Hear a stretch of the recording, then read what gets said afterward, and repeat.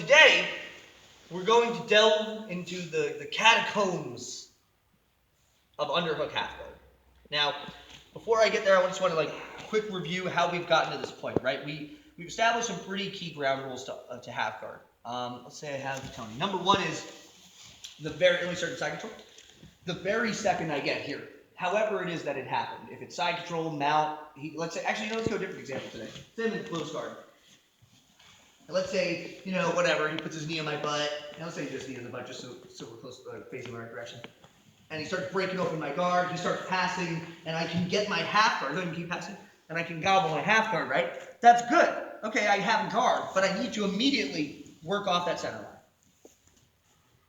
If my head is past his center line, like the way I like to think of it, the way I like to phrase it is, this is his neighborhood, this is my neighborhood. If I drift past this line, I'm in trouble. Nothing works well for me because of a very basic reason. This is going to be a main theme for today's lesson. Once I drift past his center line, right? Or let me put it this way. Do me a favor, just be like a table, okay? His force, the most amount of force he can generate between sort of his muscular structure and also the weight distribution is directly forward. Yes, would we say that's accurate in the sense of compared to laterally, right? So we go back to half guard. What happens? So let's say I start off the center line, so you're on my shoulder, kind of thing, right? What happens, and be a little lighter, when I start drifting off past the center line? Where do I go? Directly on that line, right? So keep your right hand where it was. Now, if he smashes into me, I'm directly on the line that he shouldn't smash forward on. So we go back to where we're not on that line. If he just drives straight forward, he's not really smashing in the direction. In order for him to actually smash me flat, you go back, he has to go lateral, yes? He has to go to the left, which is really off balancing for him. So generally speaking, people won't really do that because it's they'll feel that destabilization. They'll correct. Once you tilt them a little, they'll be like, oh shit, and put their weight back. So we established that by getting off the center line, I get off the line where he can generate force, where he can put his weight down. I keep myself safe. He's going to try to still put his weight forward. So I get off the center line, he's smashing forward. That creates this opening. We're here. Now, if he exposes the back, killer, we're ready to boogie. But more than likely, if he knows what he's doing, he's going to try to follow and grab like an overhook and follow me up, right? Because he doesn't want me to get behind him, right? So let's rotate this way. Meaning if let's say you don't have the wizard, if he isn't respectful about my underhook here, I have the ability at all times to get behind him. So even if it's he's just mindful of that, right? He's going to want to stay here. Does that make sense, everybody? We all on the same page? So we end up here. He's smart. He doesn't want to get his back taken, so he respects that. And if he gets too crazy trying to do different stuff, he's like, I'm working to the back door. So I can kind of regulate the fight with this condition, the perpetual threat of his back being taken. Everyone on board here? Yeah? Excellent. We can get half again. We'll get to that later. So we end up in what's known as underhook half, which is where I have the underhook and I'm in half guard. Fancy that. So before we go into anything, I want to talk about some kind of ground rules here. The number one ground rule is still do not cross the center line. Do not do it. Ben, don't cross the center line. Don't cross the center line. Don't cross the center line, okay? I have seen so many underhook half guards, and it's tempting because everyone says, get the underhook, get the underhook, get the underhook. So what tends to happen for people is they're all fucked up, and they're across the center line, and he's smashing, right? And they're like, I have my underhook, and they can be a little bit looser, and they can come up enough to get here. And then this motherfucker grabs my elbow and smashes me flat, and oh! Yes, me, that's me. That's her. Yes. All the time. All the time. It sucks. Yes. Once I'm here, so no matter what, even if I have this underhook, and I'm here, if my head's past his head, I'm not in a good spot. Even if he doesn't grab my elbow, he just drives forward, gets smashed. So I don't care how good of an underhook you have. I don't care how much you hug their body, how much of any of that. If my head passes his head, not good. Not good. So we're here.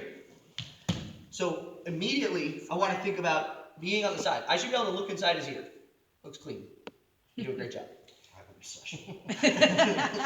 No now, hair. another thing, guys. So we've established where my body wants to be positioned. I want to be all the way up to my hand, and we're going to talk about the legs in a second, but I just want to get to this point, right? I should be able to look in his ear. I'm all the way up to my hand, and we're kind of making like a corner, right? Or like a cubicle. There's a desk here, someone playing solitaire. No, right here. I don't want to be up here. Mhm. I don't have any control over his hips this way. I want to be here. Down at the hip bone. Bone, bone, bone, bone. That's what Bone Thugs and Harmony we're always talking about. Hip bone. Get the hip. Get the hip. Get the hip. I like you Mystery Science Theater 3000ing every, like, my whole technique. That is delightful. So I'm here. All right, I have this. Now, the last touch that I want to be mindful of, guys, because this is really what's going to access. Well, actually, you know what? Before I get into that, let me just make a note. So I have my underhook, I have my positioning. So the point here now is that if he just drives straight forward, it's like it doesn't, like just drive right. It doesn't really do anything to me. I can kind of just hand walk to prevent him from smashing. Does that make sense, guys? So let's rotate a little bit that to the left. If he just drives forward, it's kind of like I'm not really under any stress. What I want to do, so now the only thing I really have to worry about is if he drives lateral. Because if he does drive, so don't adjust anything, but just shift straight to the right. He could theoretically smush me down. Secondly, if he turns the corner like you just did and like turn to rotate to face me, and then smashes down, he could smash it. So what that brings us to is what my legs need to be doing. Let's turn so that this side is facing the group. So I have two things that I care about with this. Number one is that my inside leg, and this might not be super accessible to everybody, but it is for me, is I want to point my toes to the floor and kind of wedge. I'm not like trying to hook like a lockdown. Can everyone see my foot here? I'm not trying to like hook it like a lockdown, and I kind of don't care if he puts some resistance on that. I'm not gonna like hold it against resistance because I don't want to hurt my ankle. But what it kind of does, and watch for this when we start demonstrating movement, is it kind of just like attaches me to him. It's very similar to if you ever worked De La Hiva. The foot isn't supposed to, like the foot on the inside of De La Hiva isn't supposed to hold them. It's just like to reinforce my other positioning.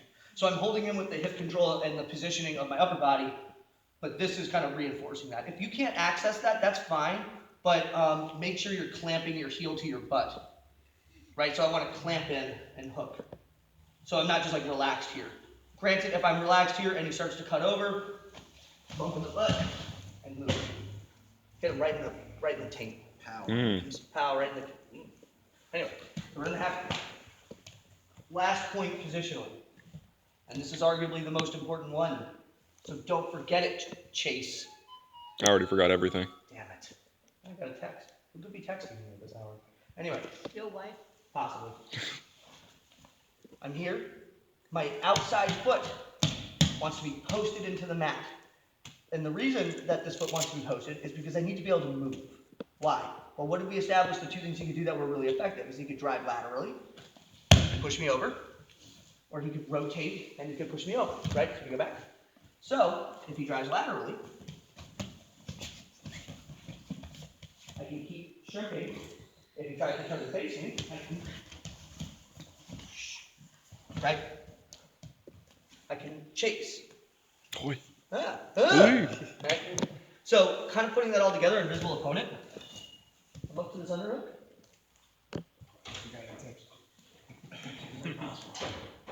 I'm up to this underhook. My toes facing the floor. My foot's posted. So I'm not clasping at this point. I've opened up my guard. I'm hooking here and here. I'm here, right? He might drive into me. Like probably they'll try to circle or they'll try to drive laterally to smush you because that's the direction my shoulders go flat, right? So as he drives, I'm just scooting kind of in a circle, almost like I'm perpetually chasing the back. If I keep chasing the back, like we talked about, the perpetual threat of me getting behind him, we'll switch positions, say you're down. So you're here, right up to your hand, hooking that ankle, left foot posted. If I try to drive into him and keep like chasing my back, right, I kind of have to respect that, right? If you were to at some point just shuck and bump me forward, boom, he's behind me. You see what I'm saying? So the perpetual threat of this back exposure is always there. If I want to chase and pursue, like if I want to pursue him to flatten him out, I have to kind of drive in a way that would expose the back, right? Does that make sense, guys? So let's just start out, we'll pair up, and I want you guys to just work on that. Do you want to see that? I mean, that felt pretty natural. Yeah.